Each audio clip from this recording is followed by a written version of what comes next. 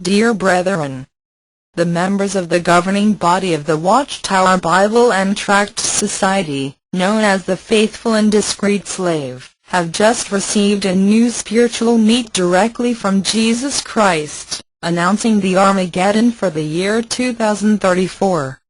They need to transmit that fresh spiritual meat to all of you. Right now, please pay attention. Watchtower 2003 December 15 pages 14 to 19. Our watchfulness takes on greater urgency.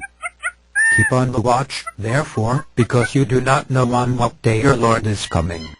Matthew 24:42. Above all other things, the 20th century was shaped by war, says author Bill Emmett. While admitting that all periods of human history have felt the weight of wars and violence, he adds, the 20th century did not differ in kind, it differed in degree. It was the first century to feature a truly world-spanning conflict. And, as if to emphasize the point, it featured not just one such worldwide conflict, but two. Wars that involve nation against nation and kingdom against kingdom were foretold by Jesus Christ. However, they are just one aspect of the sign of Christ's presence and of the conclusion of the system of things in this great prophecy. Jesus also mentioned famines, pestilences, and earthquakes. Matthew 24:3, 7, 8, Luke 21:6, 7, 10, 11. In many respects, such calamities have increased in scope and severity. The badness man is abundant, as seen in his attitude toward God and fellow men. Moral breakdown and increasing crime and violence are evident. Men have become lovers of money rather than lovers of God, obsessed with pleasure. All this testifies that we are living in critical times. 2 Timothy 3:1-5. 3. How do you view the worsening trend in human affairs? Many are indifferent, even callous, to distressing events of the day. The world's influential and intellectual men do not discern the meaning of the signs of the times. Neither have religious leaders given proper guidance in this matter. Matthew 16:1-3. But Jesus admonished his followers, keep on the watch, therefore, because you do not know on what day your Lord is coming. Matthew 24:42.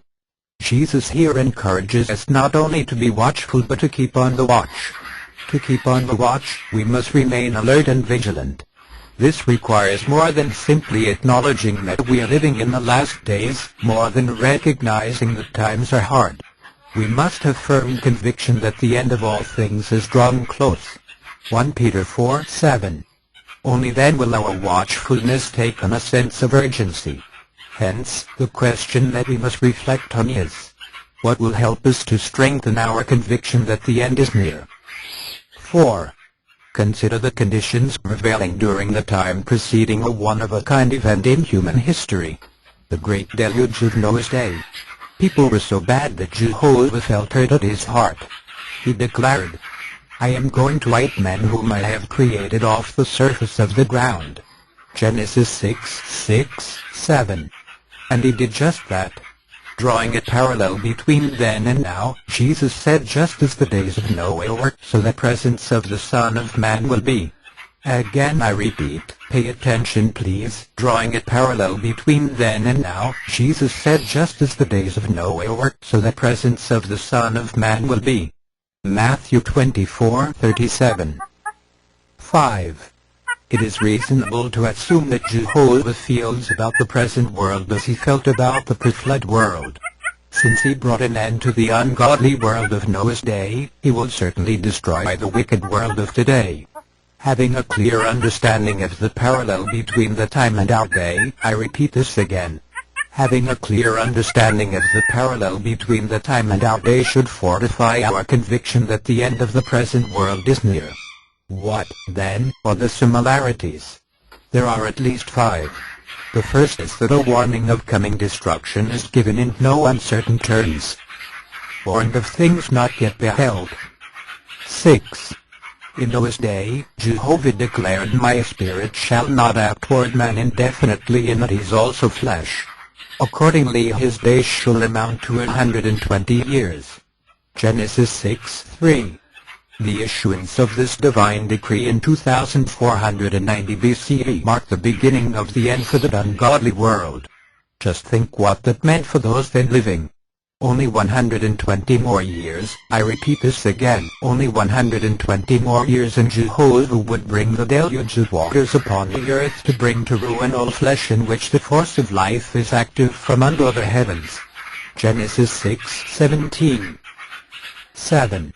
Noah received the warning of the upcoming catastrophe decades in advance, and he wisely used the time to prepare for survival. After being given divine warning of things not yet beheld, says the Apostle Paul, Noah showed godly fear and constructed an ark for the saving of his household. Hebrews 11:7. What about us? Some 90 years have passed, of a total of 120 years of the parallel with Noah, since the last days of this system and things began in 1914. That is, if we add to 1914 the 120 years that took to fulfill the deluge of waters upon the earth, we arrive at the year 2034. I repeat this again. The year arrived is 2034 for Armageddon. We are certainly in the time of the end. Daniel 12:4. How should we respond to warnings we have been given? He that does the will of God remains forever, states the Bible. 1 John 2:17. Now is therefore the time to do Jehovah's will with a keen sense of urgency. 8. In modern times, sincere students of the Bible have learned from the inspired scriptures that this system is doomed to destruction. Do we believe this? Notice what Jesus Christ clearly stated. There will be great tribulation such as has not occurred since the world's beginning until now, no, nor will occur again. Matthew 24:21. Jesus also said that he would come as God's appointed judge and would separate people as a shepherd separates sheep from goats. Those found unworthy would depart into everlasting cutting off, but the righteous ones into everlasting life. Matthew 25:31-33, 46. 9. Jehovah has kept these warnings in front of his people by means of timely reminders through the spiritual food provided by us, the faithful and discreet slave. Matthew 24:45-47. Moreover, every nation, tribe, tongue, and people are called upon to fear God and give him glory, because the hour of the judgment by him has arrived. Revelation 14:6-7. An integral part of the kingdom message preached earthwide by Jehovah's Witnesses is the warning that God's kingdom will soon remove human rulership. Daniel 2:44. This warning is not to be taken lightly. Almighty God always keeps his word. Isaiah 55:10-11. He did in Noah's day, and he will in our day. 2 Peter 3:3-7. Keep on the watch. 21.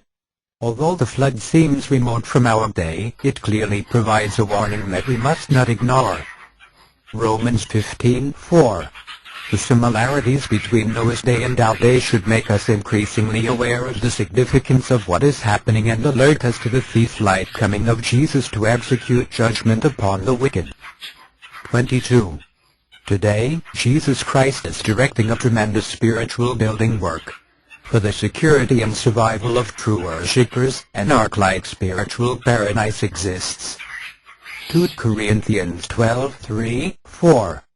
To be preserved through the Great Tribulation, we must remain in that paradise. Surrounding the domain of the spiritual paradise is Satan's world, ready to assimilate any who have become spiritually drowsy.